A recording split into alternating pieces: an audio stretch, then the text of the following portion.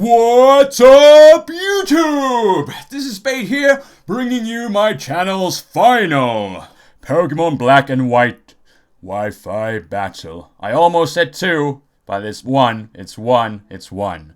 So, thank you everyone so much for watching these battles for the over past couple of years that I've been posting them now. So, thank you everyone so much, and yeah, it's number 200, and I figured it would be a great way to stop at this number, and also I figured what a better way to end the year than on this fine last day of this year 2012, post my final Pokemon Black and White Wi-Fi match.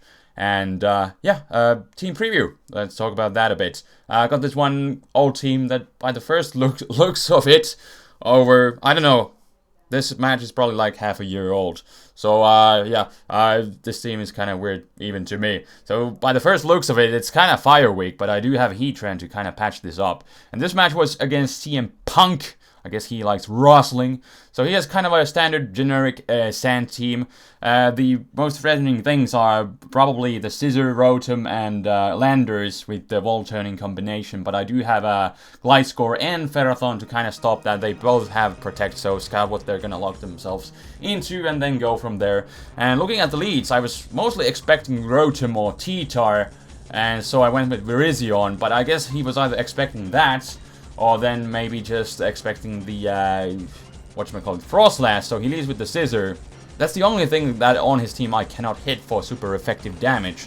So I have to switch out, because other 5 things I have super effective moves against with my Virizion, so I thought it would be overall the best lead. So anyways, he's gonna be going for the U-turn. I have to switch out, go into Gliscor, Protect on his Rotom, scout what that thing is potentially going to lock himself into. He goes for the Hydro Pump, so I'm gonna go straight back into Virizion as he predicts that and goes into his Scissor. Really nice play on his part, pulling a double switch this early in the match, so I have to switch out again, go straight back into Gliscor, so rinse and repeat, take another U-turn, but it's still fine. Got the Poison Heal going on with the Toxic Orb. He does score a crit, but still it doesn't matter because, you know, it's a Gliscor, so it still doesn't take too much damage from it. And he's gonna go back into his Rotom, and of course we are just going to protect here. Get the Poison Heal going on and scout what the Rotom does again, and it's Hydro Pump. So this time what I'm going to do is go into my Ferrothorn, because I definitely want to try to set up my rocks, and if he goes into his Scissor, then I can go for the Protect and then scout what he's going to lock himself into, whether it's Superpower or U-turn, but he actually stays in, hoping I would overpredict. But I am not that guy who stays in on the Rotom with Gliscor, at least not today. So, anyways, I get my chance to set up my Stealth Rocks, which is definitely going to be helpful, and it's going to be limiting his switches by doing the residual damage every time he switches in and out. Obvious stuff, right? So anyways, he's gonna go in his Breloom. I do have Toxic Orb with the Gliscor, so I'm just gonna switch it in.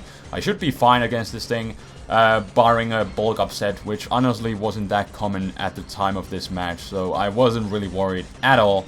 But unfortunately, I'm running Toxic on this thing. I don't have Ice Fang, so I just have to go for the EQ. But it is still enough to break his sub, because you know, it's still a stab EQ from a Gliscor. And yeah, it looks like the best thing he can do is Seed Bomb, so he's going to be switching out. I decided to still play it safe and just go for the EQ. But he goes into his Landorus, so I'm kind of forced to switch out. I probably should have just gone for the Protective Scout, what he's going to do, because there's still a chance that this thing is also Scarfed, or it could be Expert Belted.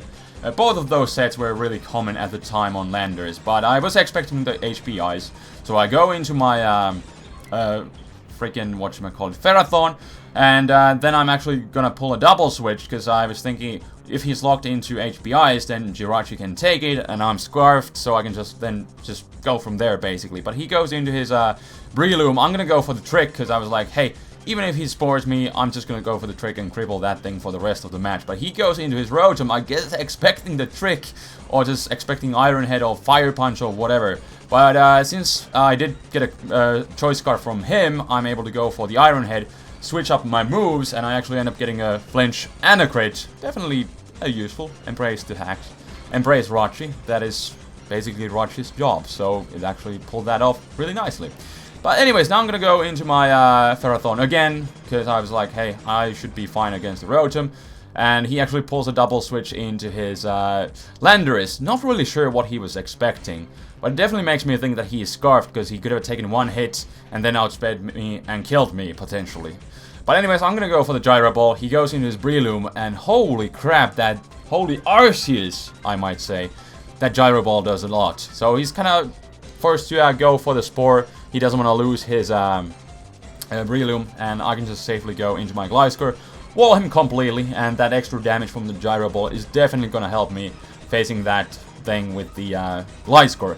And anyways, this time I'm gonna be expecting him to switch either to his Landorus or the Rotom to dodge the EQ. So I go for the Toxic, it pays off, he goes into his Rotom, and then I can just go for the Protect and rack up the Toxic damage and scout what he's gonna do. Again, he actually goes for the Hidden Power, which makes me think he might be running Ice, but even if he's running Fire, Rochi can take one and then just go for the Iron Head. But he actually pulls a double switch into his Landorus, and again I'm fearing he's Scarfed, so I'm gonna go back into my Ferrothorn, but he pulls the U-turn on me, and he's able to get the switch initiative. I'm definitely, at this point, I'm still thinking, going under the assumption that he is Choice Scarfed.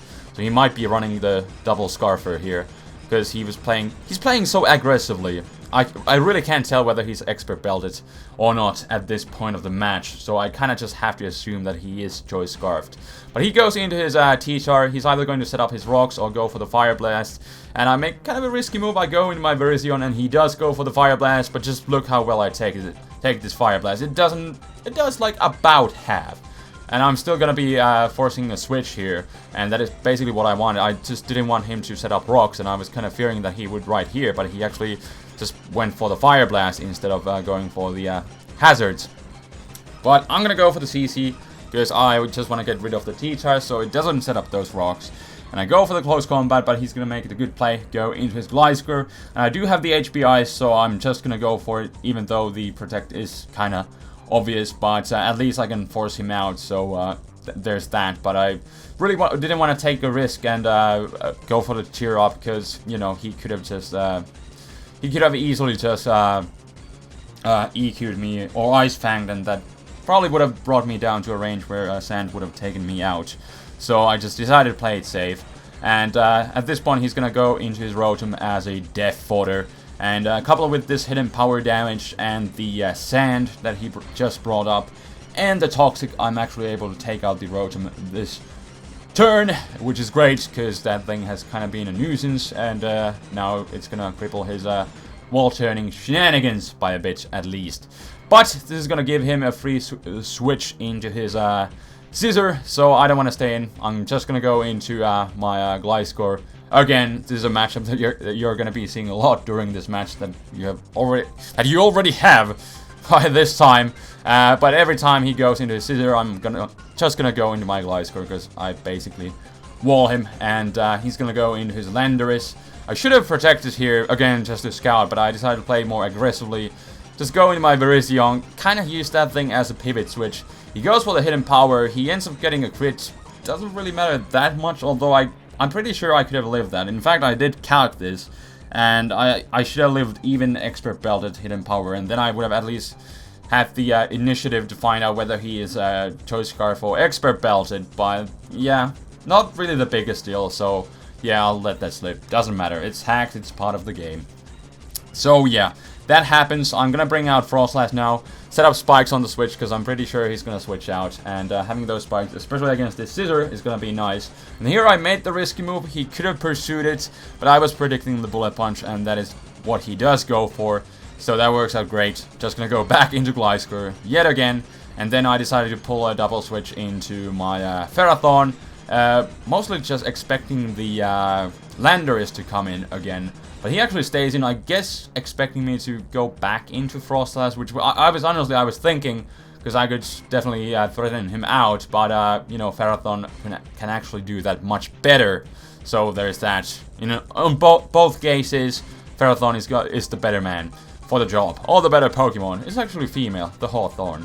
So there's that. But anyways, go for the Gyro Ball. Ends up critting the Tyranitar. Definitely mattered.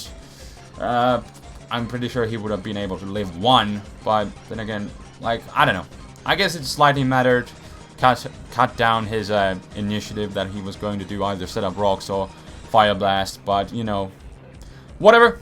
Hacks is hacks. Anyways, in comes Breloom, but I still have my solid counter to it, which is my Gliscor yet again. I really wish I had a U-turn on this thing, but I don't. And last time I did predict him to switch out, so this time I decided to play it safe and just go for the EQ, but he does go into his Landorus yet again, dodging that EQ, and I'm just basically forced to switch out. I should have gone for the Protect yet again, but because he goes actually for the EQ, predicting me to switch out, so I would have been in a much better footing had I gone for the Protect first and kind of scouted what he would do and then switch out, finding whether he's choiced or not. But I made the foolish move, I didn't scout for it, and this EQ does way too much. Even after Protect, he is able to take me out. I was hoping for some lucky damage rolls. Don't get it, but it's fine. I got Heatran on a balloon. Yes, he's back for at least one more match in Black and White 1. And with the balloon, I'm able to go for the HPIs, don't have to fear the EQ. And finally, it is revealed that he is indeed expert belted as he does U-turn out.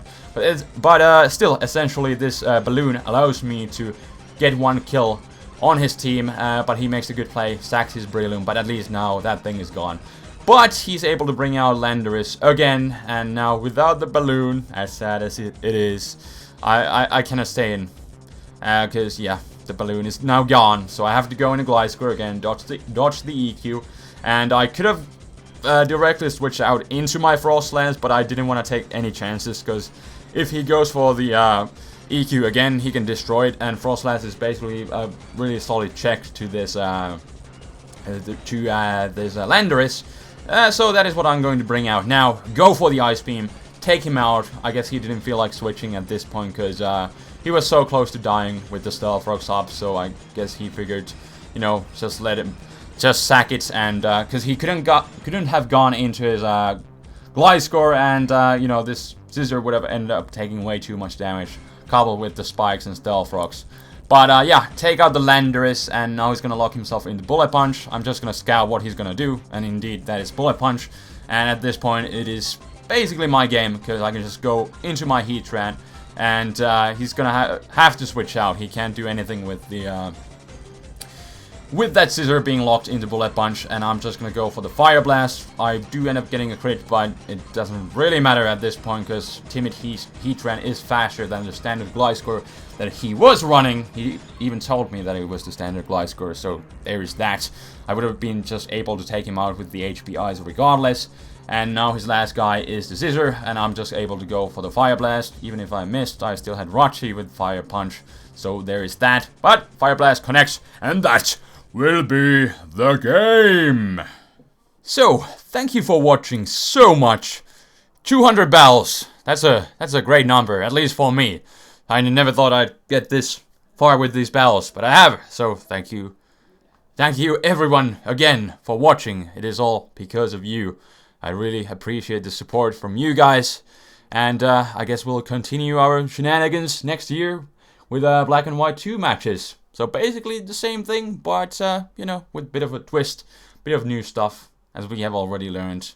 You know, I've already posted enough of BW stuff for you guys to know, but I'm just rambling here. But I hope you guys have had a great year, and I personally hope to see you guys next year, and I guess since this is the last upload of the year, I'm already gonna wish you a happy new year, and I will indeed see you guys next year. So until then, until next year with all new shenanigans and old ones, this is TheFlamingSpade signing out.